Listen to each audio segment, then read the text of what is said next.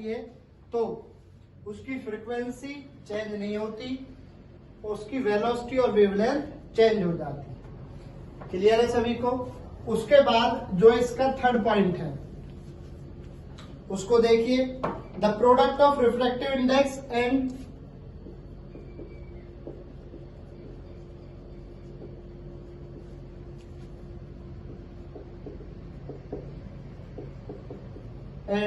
angle of incidence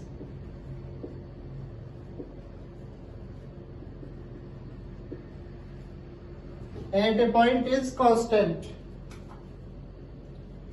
At a point in a medium is constant. The product of refractive index हमने मान लिया n और angle of incidence, sine of angle incidence, angle I, sine of angle of incidence का जो product होता है वो किसके बराबर होगा? कांस्टेंट। उसके बाद अगर हमने दो मीडियम लिए हैं, for two media in contact,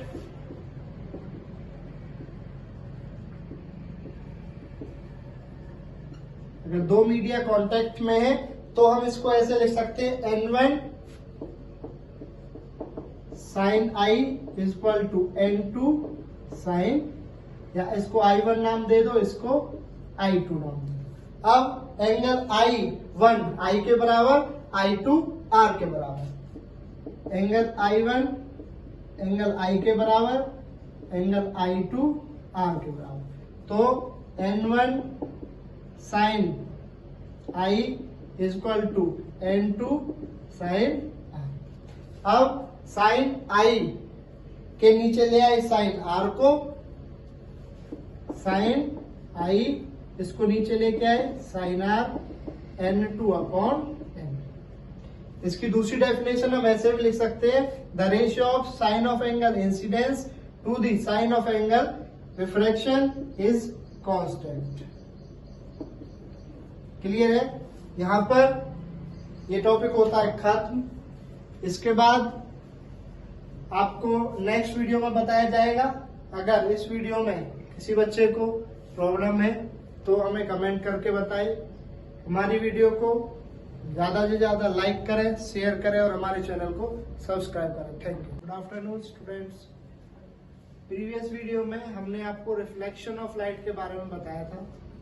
वो रिफ्लेक्शन ऑफ लाइट हमने कंप्लीट कर लिया था और इसका जो बी पार्ट है वो आज हमें स्टार्ट करना है लाइट का। उसका नाम है refraction of light. Refraction of light के अंदर क्या होता है, हमने एक मीडियम लिया, मीडियम नंबर 1, मीडियम नंबर 2, यहां से एक रे ऑफ लाइट इंसिडेंट हुई, बीच में नॉर्मल, और वो रे ऑफ लाइट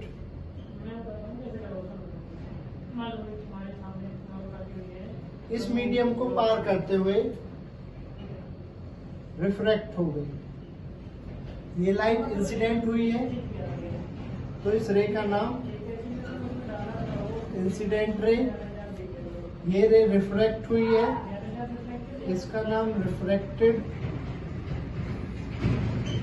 रे। ये नॉर्मल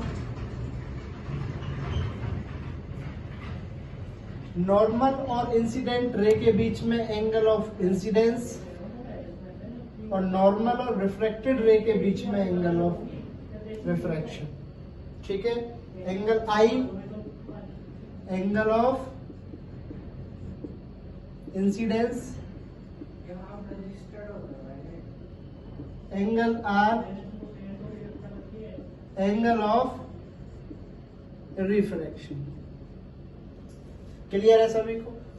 अब ये जो रे ऑफ लाइट है जब एक मीडियम से दूसरे मीडियम में जाती है और अपना पाथ चेंज कर लेती है, इस फिनोमिना को बोलते हैं refraction of light. The phenomena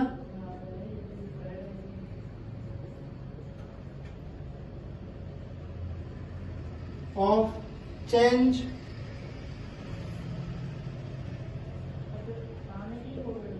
in the path of light in going from one medium to another. The phenomena of change in the path of light. जो लाइट का पाथ है वो चेंज होने का जो फिनोमिना है जब वो एक मीडियम से दूसरे मीडियम में जा रही है उसको क्या बोलते हैं? Is called refraction of light. Is called refraction of. Clear है सभी को? रिफ्रैक्शन ऑफ लाइट क्या होता है? जो फिनोमिना है change in the path of light in going from one medium to another medium is called refraction of light. Incident ray normal एक medium से वो होते हुए क्या होती है? रिफ्रैक्ट होती है. इस फिनोमिना को क्या बोलते हैं? Refraction of light. I angle of incidence, R angle of refraction. और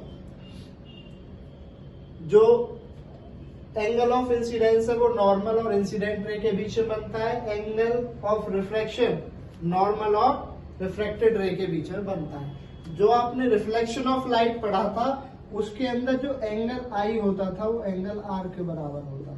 कहा?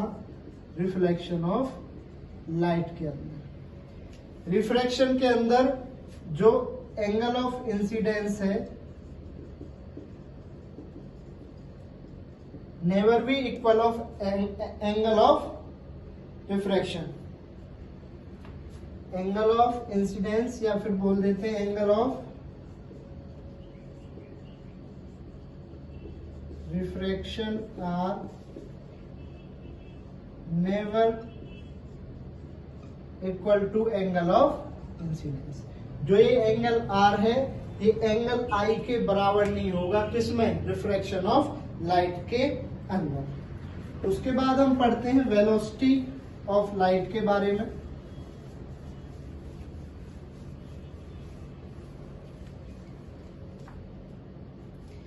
अब जब एक रे एक मीडियम से दूसरे मीडियम में जाती है तो इनमें से एक मीडियम ऑप्टिकली रेरर मीडियम होता है, एक मीडियम ऑप्टिकली डेंसर मीडियम होता है. क्लियर है? ए मीडियम इन विच, सबसे पहले transparent substance in which light can travel. A transparent substance in which light can travel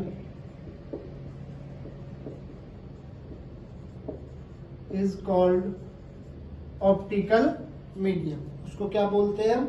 optical medium.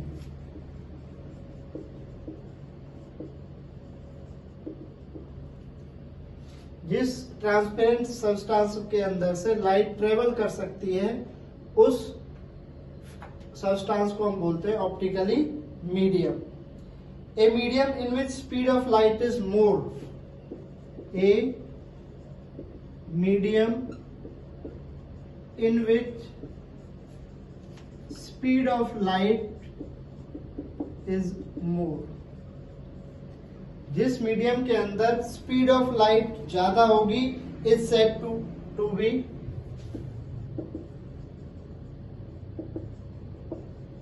Optically rarer medium.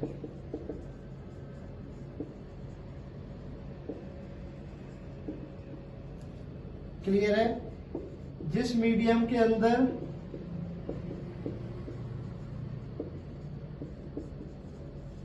Speed of light is less is said to be optically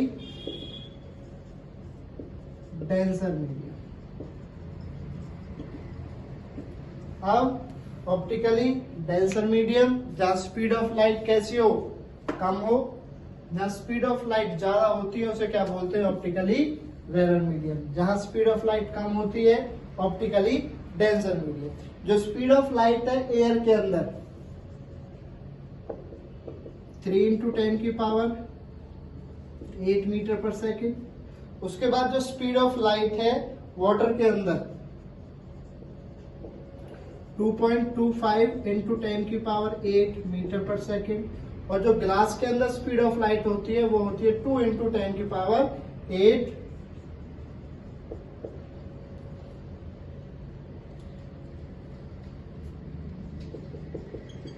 metre पर second. Clear है?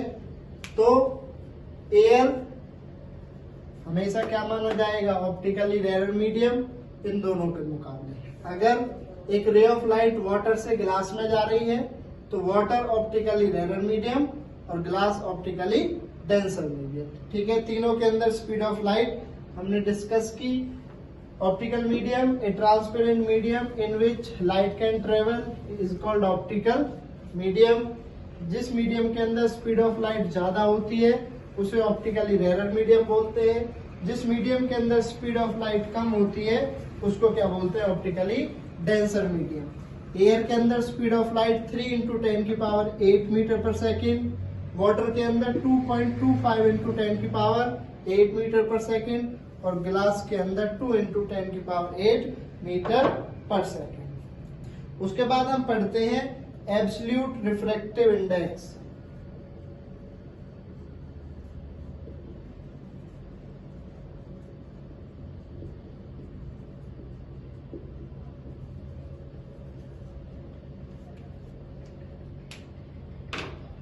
It is the ratio of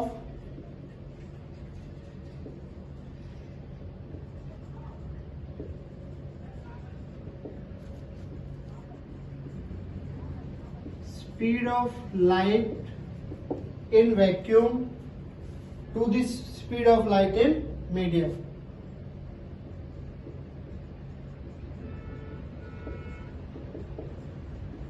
Speed of light in medium. जो speed of light in vacuum और speed of light in medium का जो ratio होता है उसे बोलते हैं एब्सोल्यूट रिफ्रैक्टिव इंडेक्स। इसको n से रिप्रेजेंट किया जाता है।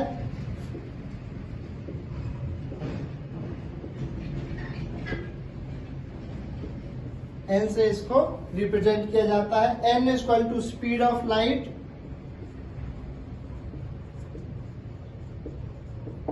in vacuum, speed of light in medium। जो स्पीड ऑफ लाइट होती है वैक्यूम के अंदर और जो स्पीड ऑफ लाइट होती है मीडियम के अंदर, इनका जो रेशियो होता है उसे बोलते हैं absolute refractive index.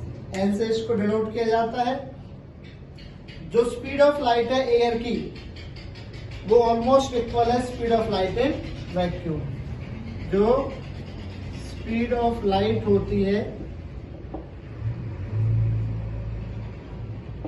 In air is almost equal to speed of light in vacuum. तो हम यहां लिख सकते हैं वैक्यूम की जगह एयर, तो n is equal to speed of light in air c के बराबर और speed of light in medium v के बराबर। ये क्या आ गया, हमारे पास फॉर्मूला आ गया n is equal to c v. For example निकाला हमने refractive index of glass.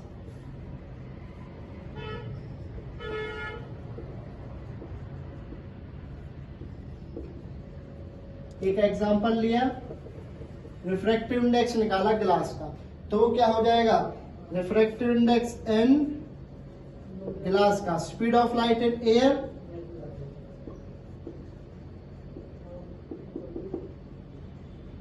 To the speed of light in medium. Clear है सभी को? Speed of light in air आपको पता है, n glass speed of light in air 3 × 10⁸ metre पर second और ग्लास के अंदर 2 × 10⁸ मीटर पर सेकेंड। इससे कैंसिल 3/2 = 1.5। ये क्या आ गया? रिफ्रैक्टिव इंडेक्स आ गया ग्लास का। क्लियर है? ऐसे ही हम रिफ्रैक्टिव इंडेक्स सबका निकाल सकते हैं, वाटर का भी निकाल सकते हैं। उसके बाद नेक्स्ट है रिलेटिव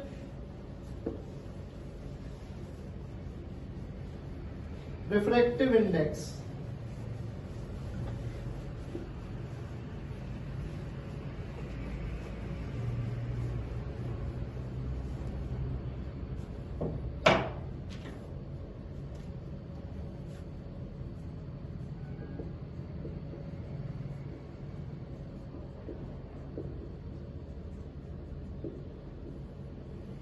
रिलेटिव रिफ्रैक्टिव इंडेक्स क्या होता है? When light passes from one medium 1 to another medium 2। When light pass from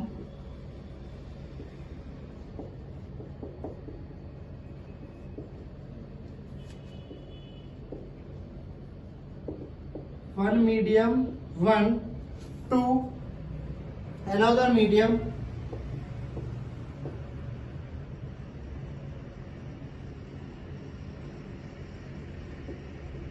medium 2। Clear है? The refractive index of medium, refractive index of medium 2 with respect to 1, it is represented by या it is written by n refractive index of 2 with respect to 1। इस तरीके से हम इसको लिखेंगे। तो 1 refractive index of 2 with respect to 1, इसको कैसे लिख सकते हैं हम? n2/n1। अब आपने n पढ़ा है C/V, तो C/V2/C/V1।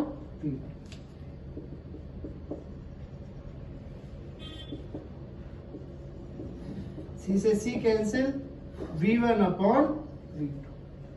ये क्या आ गया? Refractive index of medium 2 with respect to 1, V1/V2। अब ये V1 क्या है? Speed of light in medium 1 in medium number 1 2 speed of light in medium number 2। Clear है सभी को? ऐसे ही अगर हमें रिफ्रैक्टिव इंडेक्स निकालना है of medium 1 with respect to 2, तो refractive index of 1 with respect to 2 वो क्या हो जाएगा? n1/n2। उसके बाद इनकी वैल्यू रखेंगे C/V1, C/V1, C/V2। C से C कैंसिल आ जाएगा, V2 पर आ जाएगा और V1 नीचे। तो refractive index of 2 with respect to 1 n2/n1 से डिफाइन करेंगे, जिसकी वैल्यू क्या आ जाएगी? V1/V2। इसका मतलब क्या है? Speed of light in medium 1 speed of light in medium 2। अगर हम रिफ्रैक्टिव इंडेक्स निकालते हैं मीडियम 1 का with respect to 2, medium 1 with respect to 2, n1/n2, n1 की वैल्यू रखेंगे C/V1, n2 की रखेंगे C2, C/V2, C से C कैंसिल होके V2/V1। इसका मतलब speed of light in medium 2 speed of light in medium 1। ये क्या होता है? आपका रिलेटिव रिफ्रैक्टिव इंडेक्स। उसके बाद हमें पढ़ना है कॉज ऑफ रिफ्रैक्शन।